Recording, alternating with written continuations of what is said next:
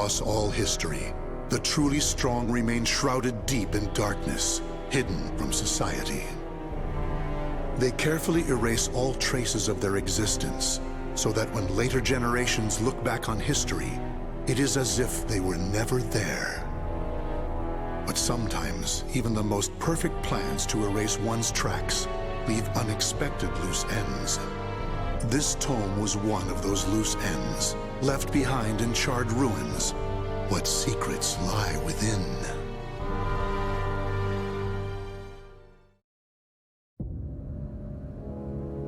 Zasalamel created me.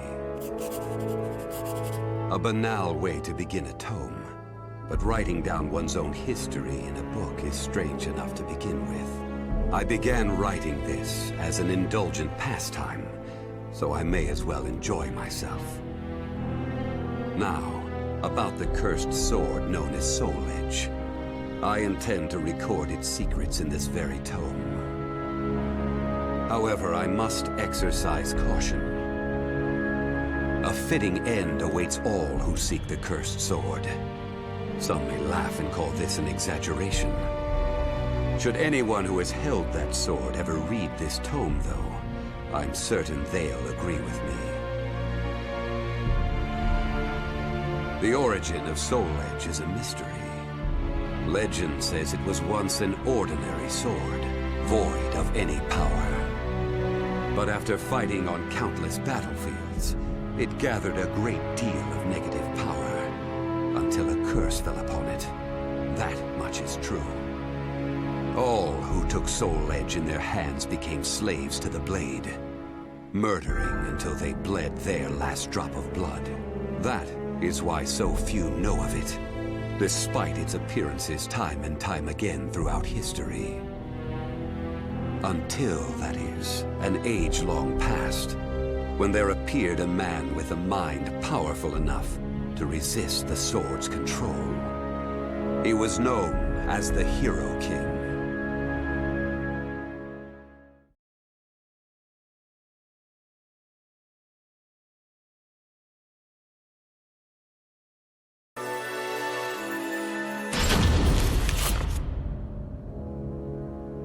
In that ancient age, great change came only through war. Thus, controlling Soul Edge meant ruling the world. The Hero King, being the man he was, one could say it was inevitable that he would bring peace to this warring world. I won't record the Hero King's name here. Someday I may decide the time is right to reveal it, but that time isn't now. It is said the Hero King lost Soul Edge due to his jealous son. After the Hero King killed his son, the spirit sword Soul Calibur was born from the remnants of the cursed sword. Indeed, the cursed sword and the spirit sword both come from the very same steel. While the name Soul Edge is known to a select few, the name Soul Calibur is known to almost no one. There is a reason the Spirit Sword was never revealed to the world. Some say the Hero King created the Spirit Sword, but the truth is that the Hero King risked his life and failed.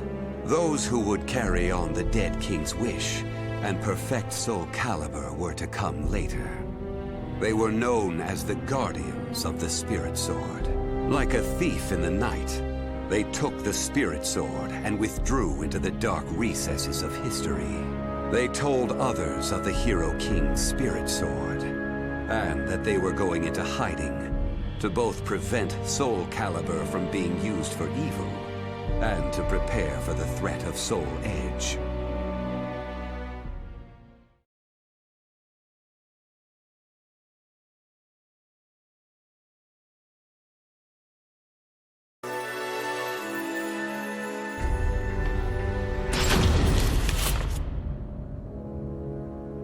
The Guardians of the Spirit Sword only entrust Soul Calibur to a select few.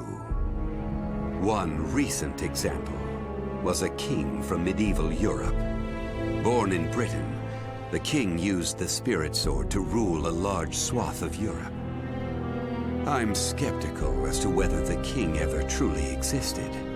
But assuming the tales are true, he was somehow connected with the Guardians of the Spirit Sword, from whom he received the blade. Also, it would be reasonable to assume the king fought with the one who possessed the cursed sword and won. After the king's death, though, no one knows what happened to the Spirit Sword. Perhaps we should assume it eventually found its way back to the Guardians of the Spirit Sword. But it should be noted that their power had dwindled greatly by that time.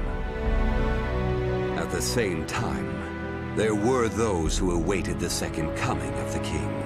On the eve of the king's passing, a loyal knight set forth to find the Spirit Sword and restore the crown. That was the start of the secret society known as the Aval Organization. They hid themselves well for a considerably long period of time. Not even I learned of their inner workings until quite recently. Sworn to the late king, the Aval Organization sought the Spirit Sword and secretly assassinated all whom they deemed outsiders, those who were aligned with the cursed sword or did harm to humankind. A deeper look, however, reveals there was some unrest hidden below the organization's seemingly unshakable exterior.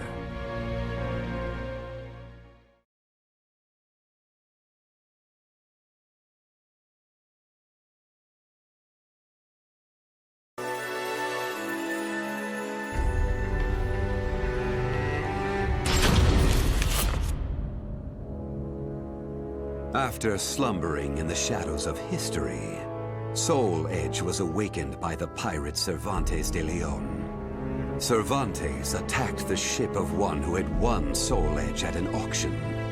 He stole the cursed sword and became its puppet. Soul Edge changes its form depending on its wielder. When Cervantes took up the cursed sword, it transformed into two blades. And after nearly 30 years of slumber, it caused that terrible catastrophe. Cervantes and the cursed sword were defeated by a female warrior, and one of the blades was destroyed. Shattering without coming in contact with the Spirit Sword was a first for Soul Edge. Immediately afterwards, the evil seed occurred. The evil within Soul Edge was unleashed upon the entire world. Why did the evil seed occur? What havoc did it wreak where it landed? Not even I have any way of discerning this. But one thing is certain. Ever since that day, the cursed sword's malfested kin have been swiftly multiplying. What does it mean to be malfested? It's extremely hard to define, for the resulting phenomena are so varied. There are those who undergo monstrous transformations, while others look no different from ordinary humans at first glance. In addition to humans, some animals have experienced transformations as well. Common traits of the malfested include heightened fighting instincts and violent tendencies. Some become beasts, hungry only for slaughter, while others use strategy to entrap powerful foes. But they all slip into towns and cities, seeking blood under the cover of darkness. Sometime after the evil seed, the Azure Knight Nightmare appeared. Rumors said he possessed Soul Edge, and his string of indiscriminate murder seemed to agree with this. Personally, I was also interested in discovering this knight's true identity. I then received news that the Aval Organization had encountered him and were defeated. It intrigued me that there seemed to be someone in their organization deeply interested in the evil seed.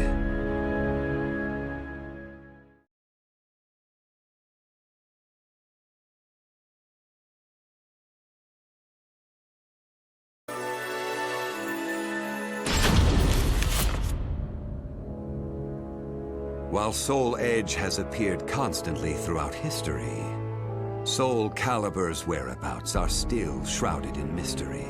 In time, I lost interest and gave up trying to search for any traces of it.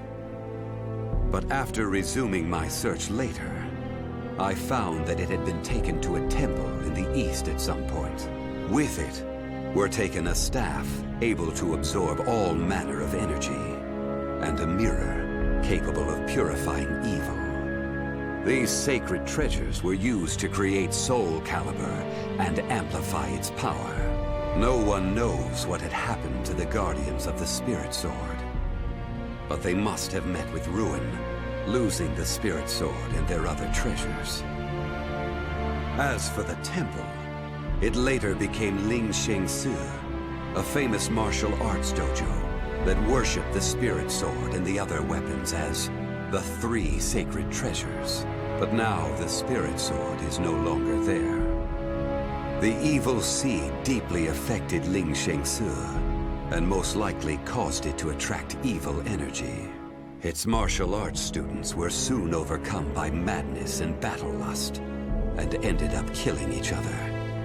The temple fell in a single night. Therefore, no one knows what happened to the Spirit Sword. Only one student of Ling Sheng Su survived.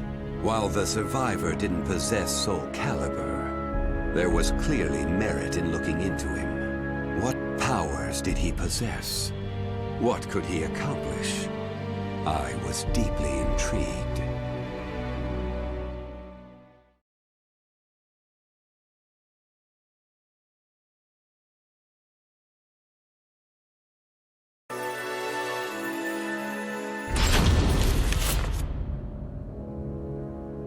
I only started writing this tome as a pastime, but in order to give it a clear perspective, I must reveal my identity. I was once one of the Guardians of the Spirit Sword. The precepts of the Guardians were very strict, one of which stated no Guardian may ever touch Soul Calibur. But in my younger days, I failed to properly suppress my urges. When the others discovered my designs, they broke my arms and banished me. Amid my despair, I searched for a way to survive. What I discovered was the art of reincarnation. After a long period of training, I mastered the secrets contained within this lost wisdom. I reincarnated myself over and over again, and became an entity that could transcend generations. At first, I didn't realize the price I would have to pay for eternal life. For every time I reincarnated, I experienced the pain of death.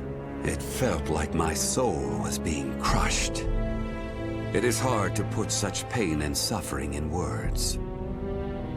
Indeed, I hadn't managed to completely escape death. No matter what one may accomplish in life, death remains inescapable. My bodies have lain in countless graves, but my soul will never rest in peace. So it was that I came to yearn for the final eternal death I could never have. And such desire began to corrupt my everlasting life. Gradually, I began to seek out death itself.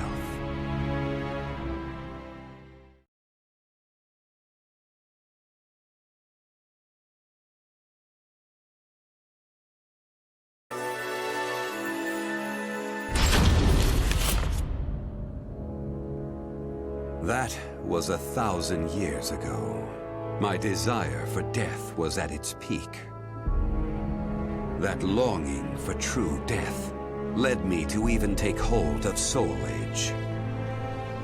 Wisdom, power, battle lust. In those days, I felt I could do anything. But when it was over, I was forced to confront just how prideful I had been.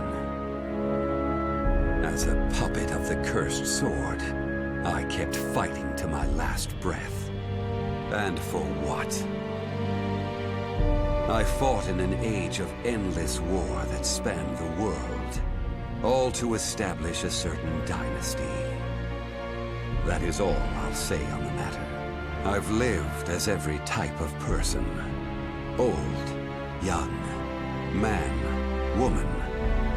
But I've never felt as much joy as when I wielded that power. However, not even the cursed sword could free me from the chains of samsara. And so I died, and was born again into this world.